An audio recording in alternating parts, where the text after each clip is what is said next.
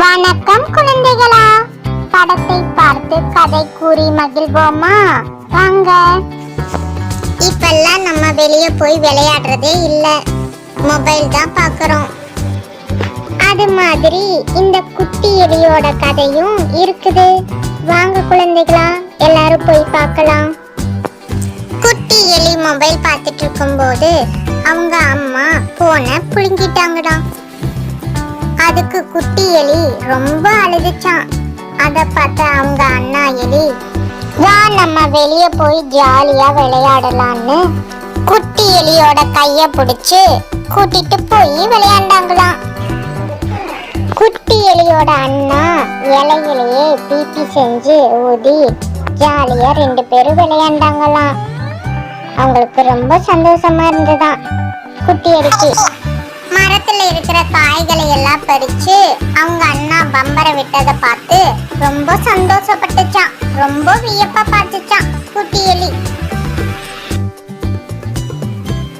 குட்டி எலி ரொம்ப ஜாலியா வண்டியில எல்லாம் சவாரி செஞ்சுதான்.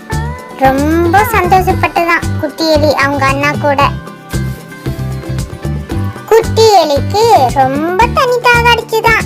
அதுக்கு அவங்க அண்ணா காட்டில் இருக்கிற மூங்கில உடைச்சு ஒரு முனைய அருவிலையும் குட்டி எலிக்கு தண்ணீர் வர மாதிரி குட்டி எலியோட தாகத்தை போக்குச்சான். குட்டி எலி ரொம்ப சந்தோஷப்பட்டு தண்ணீரை குடிச்சுதான். ஆத்துல இருக்கிற மரப்பட்டையில 2 பேரும் ஏறி பயணம் செஞ்சாங்களாம். அப்ப பார்த்து மழை பெஞ்சுதான். குட்டி எலி ஒரு பெரிய இலையை எடுத்து கொடை மாதிரி வச்சனால 2 பேரும் ஜாலியா பயணம் செஞ்சாங்களாம். குட்டி எலி வீட்டுக்கு வந்ததும் ரொம்ப சந்தோஷமா இருந்துதான். அவங்க அம்மா மொபைல் பாக்குறியான்னு கேட்டதுக்கு, நானெல்லாம் மொபைல் பார்க்க மாட்டேன் இனிமே. நான் இன்னைக்கு எப்படி ஜாலியா இருந்த தெரியுமா? இலையில பீப்பி செஞ்சு ஊதணும், அப்புறம் பம்பரம் விளையாண்டோம், அப்புறம் ஆத்துல எல்லாம் சவாரி பண்ணணும். ரொம்ப சந்தோஷமா இருந்துச்சு. இனிமேல் நான் மொபைலே பார்க்க மாட்டேன்னு அவங்க அம்மா கிட்ட சொல்லிருச்சான்.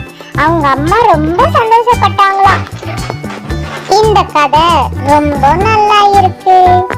இது போல நாமளும் விளையாடுவோம். வணக்கம் குழந்தைகளா, இப்ப குட்டி குருவியோட கதைய பார்க்கலாமா? வாங்க. அன்னைக்கு ஒரு நாள் குருவி ஒரு மரத்து மேல உட்கார்ந்துட்டு இருந்துச்சான். அந்த மரம் ரொம்ப அழகா இருந்துச்சான். தனக்கு வீடே இல்லைன்னு ரொம்ப கவலைப்பட்டுட்டு இருந்துச்சான். அந்த மரத்திலேயே ஒரு வீடு கட்டலான்னு அந்த குருவிக்கு தோணுச்சான். வீடு கட்ட ஒவ்வொரு குச்சியா எடுத்துட்டு வந்து அந்த குருவி வீடு கட்டலான்னு வச்சுதான்.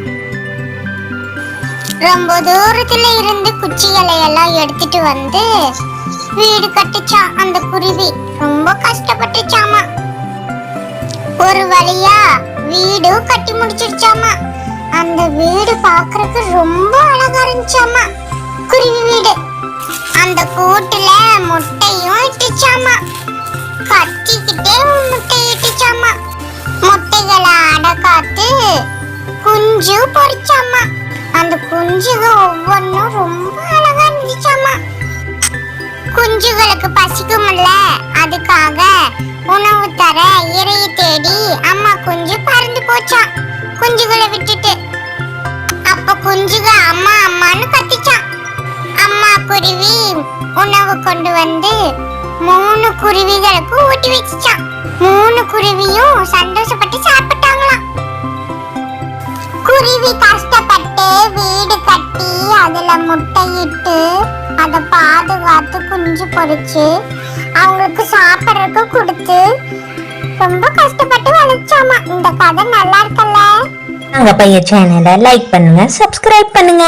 Thank you, bye bye.